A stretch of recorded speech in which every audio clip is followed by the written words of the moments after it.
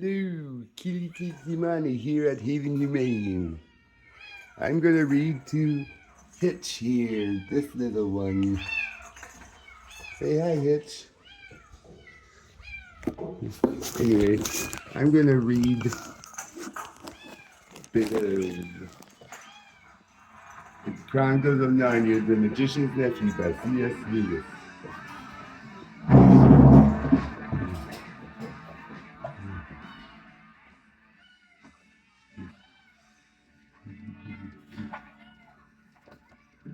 Chapter 11. Diggory and his uncle are both in trouble. You may think the animals were very stupid not to see at once that Uncle Andrew was the same creature as the two children and the cabby. But you must remember that the animals knew nothing about clothes. They thought that Polly's frock and Diggory's Norfolk suit and the cabby's bowler hat were as much as part of them as their own fur and feathers. They wouldn't have known even that those three were all of the same kind if they hadn't spoke to them, and if Strawberry had not seemed to think so. And Uncle Andrew was a great deal taller than the children, a good deal thinner than the cabby. He was all in black except for his white waistcoat, not very white by now, and the great gray mop of his hair, now very wild indeed, didn't look to them like anything they had seen in the three other humans.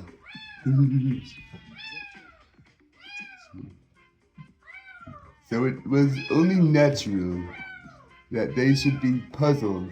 Worst of all, he didn't seem to be able to talk. He had tried to, and the bulldog spoke to him, or as he thought first, snarled and then growled at him. He held his shaking hand and gasped, "Good doggy, poor doggy, then poor old fellow." But the beast could not understand him any more than he could understand them.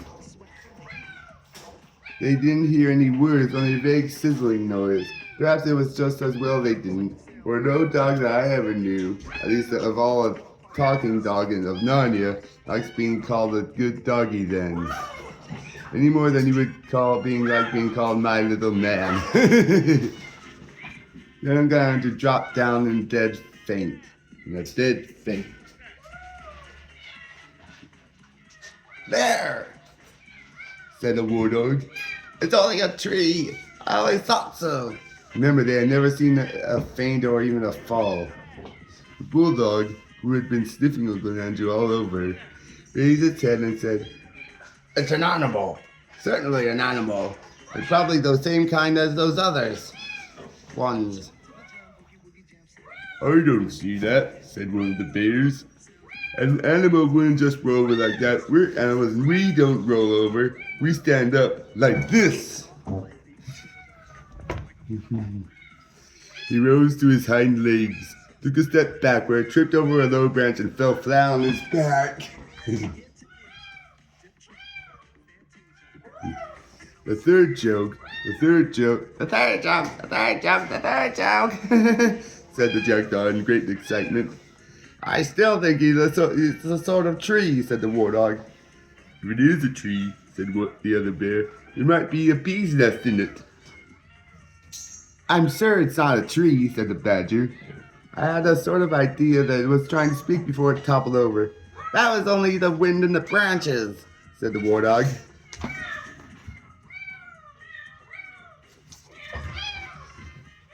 "You surely don't mean," said the jackdaw to the badger, "that you think it's a talking animal. It didn't say any words." "And yet you know," said the elephant. The she-elephant, of course, her husband, as you remember, had been called away by Aslan. "And yet, you know, it might be an animal of some kind.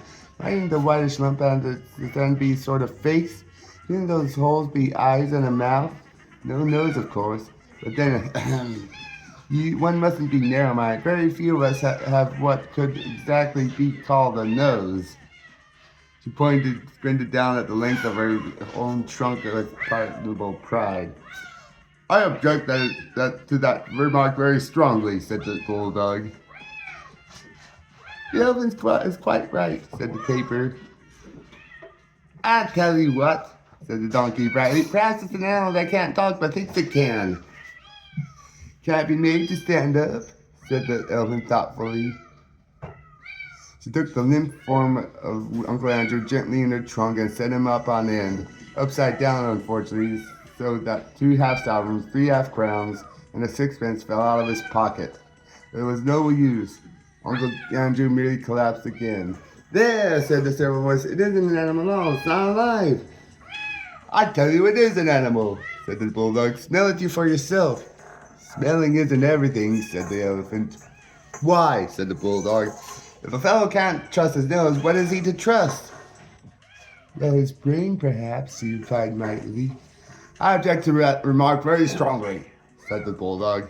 Well, you must do something about it, said the elephant, because it may be an evil, and it must be shown to Aslan. What do most of us think? Is it an animal or a tree, something of the tree kind? Tree, tree, said a dozen voices. Very well, said the elephant. Then if it's a tree it wants to be planted, we must dig a hole. The 2 moles settled that part of this business pretty quickly. There was some dispute as to which way Uncle Andrew ought to be put into the hole, and he had a very narrow escape from being put in head foremost. Several animals said his legs must be the branches, and therefore the gray fluffy thing that meant his head must be its roots. But then others said the forked end of him was muddier and it should spread out more, as roots ought to do. So finally he was planted the right way up. When they had patted down the earth, it came up above his knees. He looks dreadfully withered, said the donkey. Of course, he'd want some watering, said the elephant. I think I might say, being no offense to anyone friends, that perhaps for that sort of work, my kind of nose.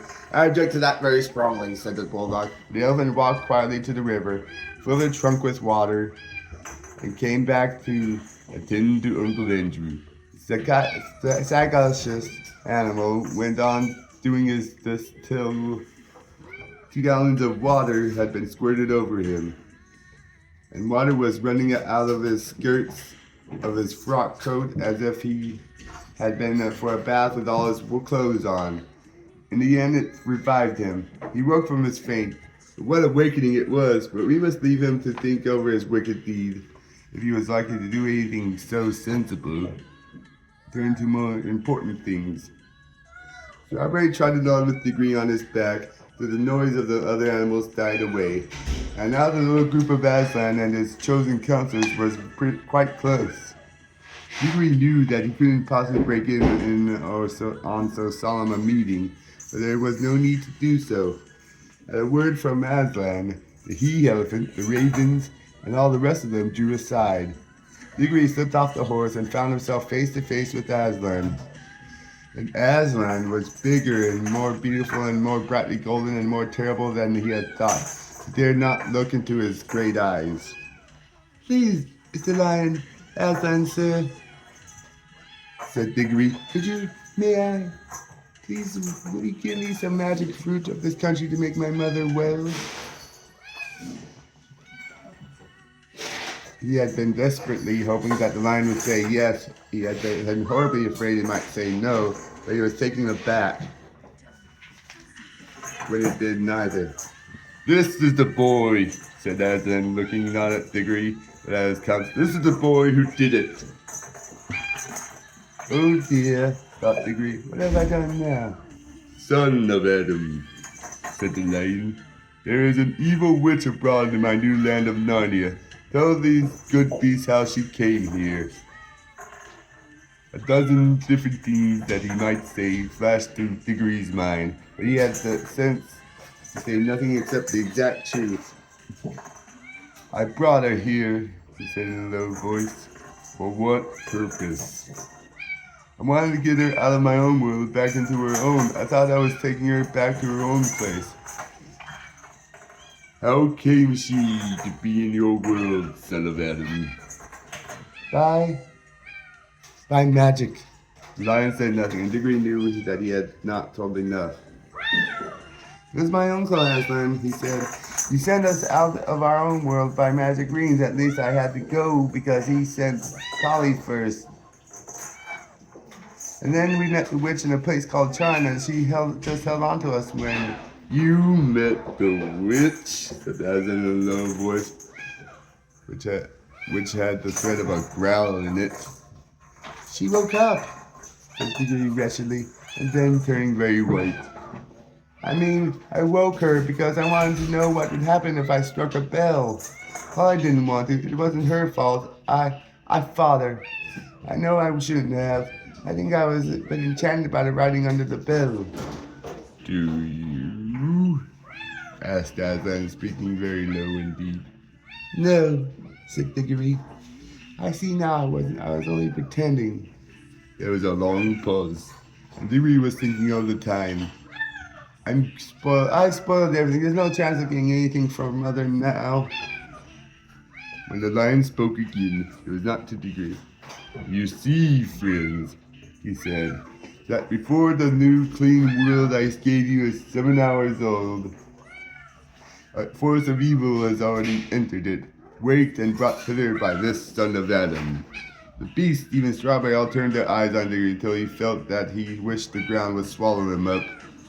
Do not be cast down, said Aslan, still speaking to the beast. Evil will come of that evil, but it is still a long way off, and I will see to it that the worst falls upon myself. In the meantime, let us take such order that for many hundred years yet this shall be a merry land and a merry world. And as Adam's race has done the harm, Adam's race shall help to heal it. Draw near, you other two. Last words were spoken to Polly and the cabby, who had now arrived. Polly, all eyes and mouth, was staring at Aslan and holding the cabby's hand rather tightly. The cabby gave one glance at the lion and took off his bowler hat. No one had seen him without it. When it was off, he looked younger and nicer, more like a countryman and less like a London cabman. Son, said Aslan to the kid, I have known you long. Do you know me? Well, no, sir, said the kid. Leastwise, not in the ordinary manner of speaking yet. I feel somehow I may make so free as how we met before. It is well, said the lion. You know better than you think you know. You shall live to know me better yet. How does this land please you? It's a fair treat, sir, said the cabby. Would you like to live here always? Well, you see, sir, I'm a married man, said the cabby. If my wife was here, neither of us would ever want to go back to London. I reckon we're both country folk, really. Aslan threw up his shaggy head, opened his mouth, and uttered a long single note. Not very loud, but full of power. Polly's heart jumped in her body when she heard it. She felt sure that it was a call, and that anyone who heard that call would want to obey it, and what's more, would be able to obey it, however many worlds and ages lay between.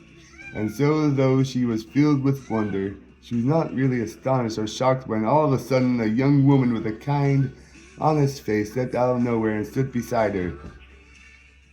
Polly knew at once that it was the cabby's wife, fresh out of our world, not by any tiresome magic rings, but quickly, simply and sweetly as a bird flies to its nest.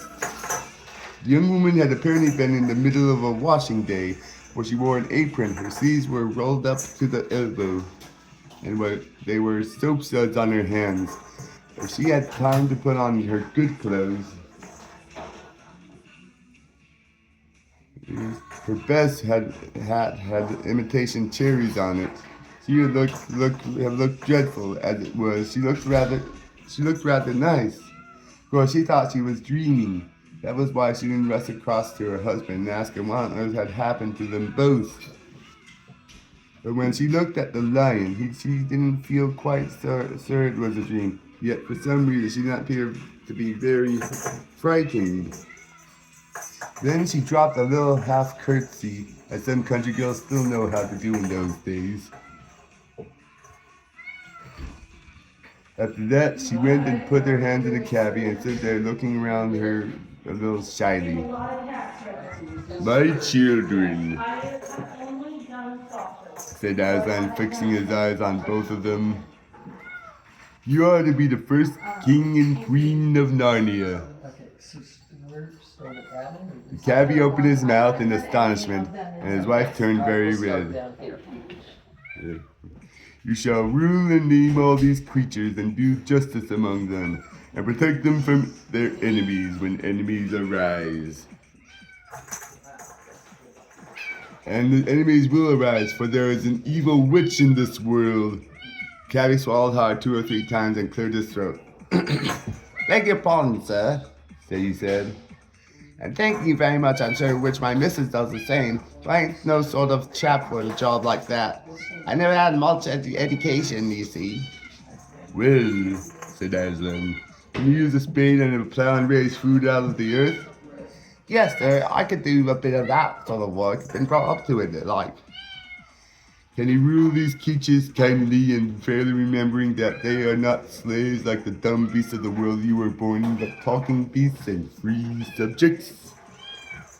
I see that, sir, said the cabbie. I tried to do the square thing by them all. Would you bring up your grandchildren and grandchildren to do the same? It'd be up to me to try, sir. I do my best, wouldn't we, Nellie? You wouldn't have favorites either among your children or among the other creatures, or let any hold under or use it hardly. I never could abide such goings on, sir, and that's the truth. I'd give him what for if I caught him at it, said the cabbie. All through this conversation, Gross was growing slower and richer, much like the country voice he must have had as a boy, and less like the sharp, quick voice of the Cockney. And if enemies came against the land, well, enemies will arise. And there was war, would you be the first in the charge and the last in the retreat? Well, sir, said the cabbie very slowly, a chap don't exactly know till he's been tried. I dare say I might turn out ever such a soft one. Never did no fun except with my fist. I tried, that is. I hope I tried to do my bit. Then, said Aslan, you will have done all that a king should do. Your coronation will be held presently, and you and your children and grandchildren shall be blessed. Some will be kings of Narnia, and others will be kings of Arkenland, which lies yonder over the southern mountains. And you, little daughter, here he turned to Polly, are welcome. Have you forgiven the boy for the violence he did you in the Hall of Images in the desolate palace of accursed charm? Yes, Aslan, we've made it up, said Polly. That is well, said Aslan. And now for the boy himself. But at that we must end here.